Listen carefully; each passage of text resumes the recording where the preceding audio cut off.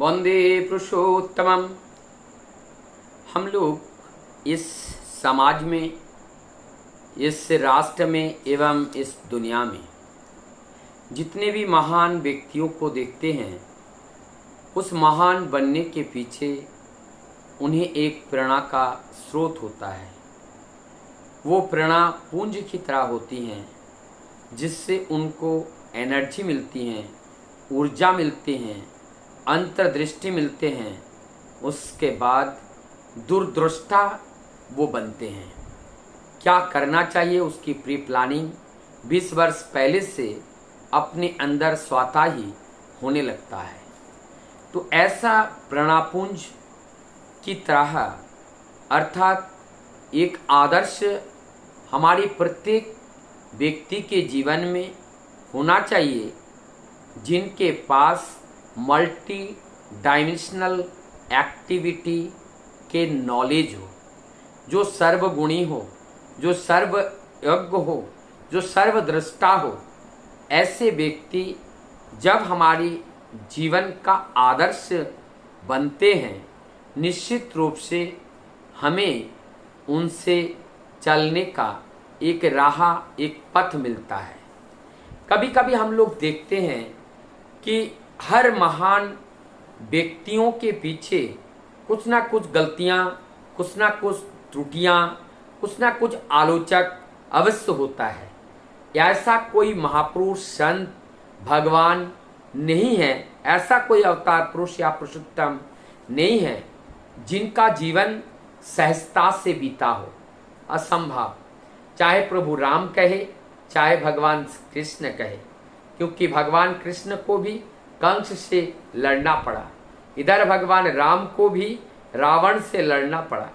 विषम परिस्थितियों के अंदर से गुजरना पड़ा और गुजर करके उन्होंने दिखा दिया कि एक व्यक्ति के द्वारा संयम के साथ, बुद्धि के साथ, धीरता के साथ सब कुछ संभव है।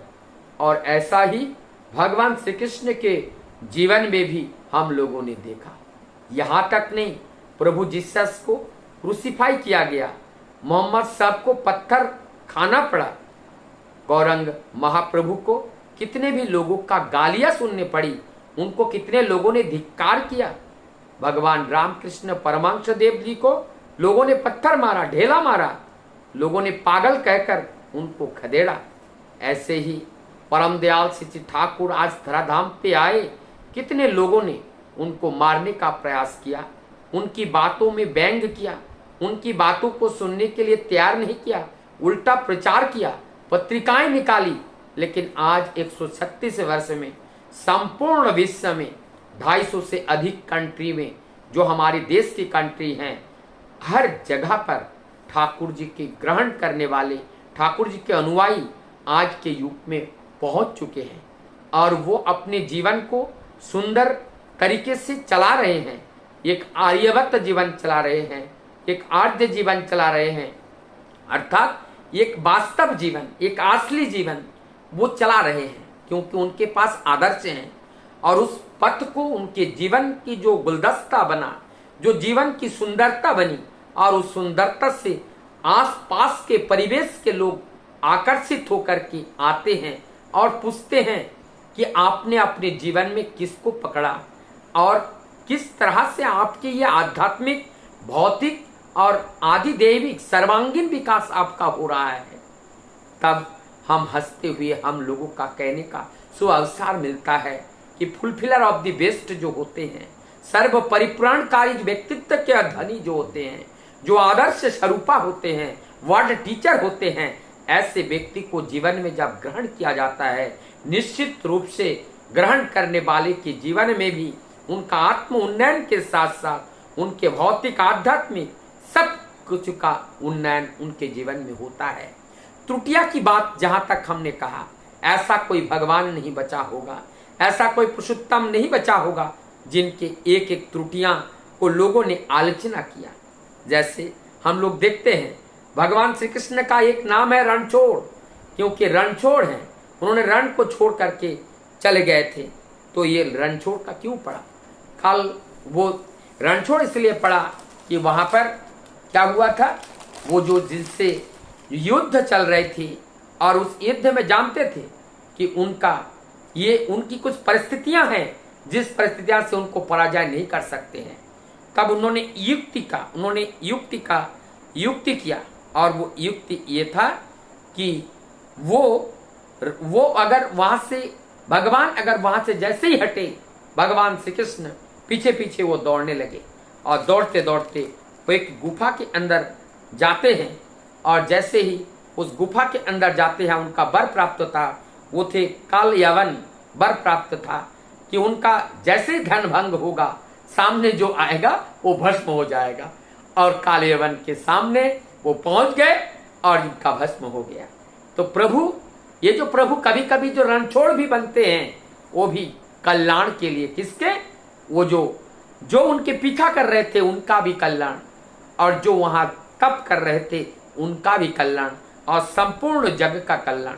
प्रभु की लीला को समझना बड़ा कठिन होता है जब तक उनकी दया हमारे ऊपर बरसती नहीं है, अर्थात वो ज्ञान जब तक हमारे अंदर नहीं आता है। और वो ज्ञान क्या है? शुद्ध ज्ञान।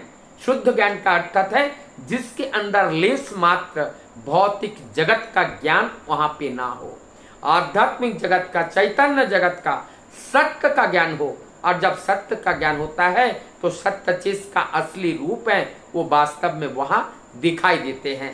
कहने वाले कुछ भी कह दे उसके ऊपर ज्यादा ध्यान नहीं देना चाहिए, लेकिन जिसका कहना हमारे जीवन को वो सत्य की ओर ले जाता है वही कहना एकमात्र सत्य है। और जिसका कहना हमारी उस सत्य से दूर ले जाते हैं उसकी कहना किसी भी हाल में, किसी भी सूरत में उसको सही मानना नहीं चाहिए। समाज हमें जितना भी धिक्कार करे हम उस वेद वाक्य को मान करके चलेंगे, हम उस सत्य वाक्य को मान करके चलेंगे। क्योंकि कभी कभी देखा जाता है समाज की जो आवाज आती है उस आवाज के अंदर सत्य से अनेक परे हैं, और जिस वजह से सामाजिक रूप से देखने में वो सत्य असत्य लगता है और असत्य सत्य लगता है, लेकिन मूल बात से वो बहुत दूर होते हैं। और ऐसे किसी के कारण से वो समाज पतित होता है, पतन होता है, और इससे उद्धार करने के लिए वो युग पुरुषोत्तम बन करके धरा पे आते हैं और फिर आकर के हमारी विकृतियों को दूर करके, हमारी प्रतिकूलताओं को दूर करके वो अनुकूलता से भर देते हैं। फिर हम सांस ले पाते हैं, जीवन में बच पाते हैं, सत्य देख पाते हैं, सुन पाते हैं, बोल पाते हैं। इसी को ही बोलते हैं धर्म का स्थापना करना।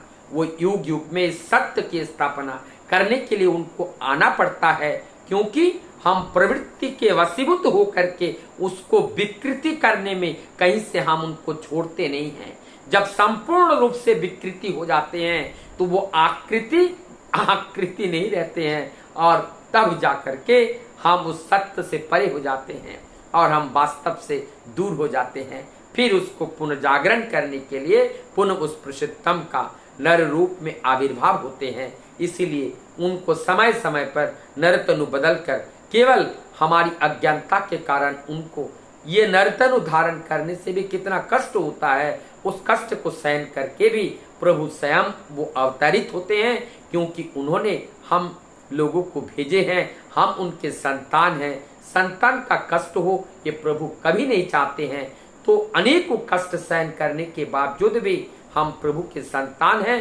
दया परवश होकर के वो धरा पे आकर हमें शिक्षा देते हैं, और उस शिक्षा को पा करके हमारे जीवन को उद्धार करने का जो राह है उस राह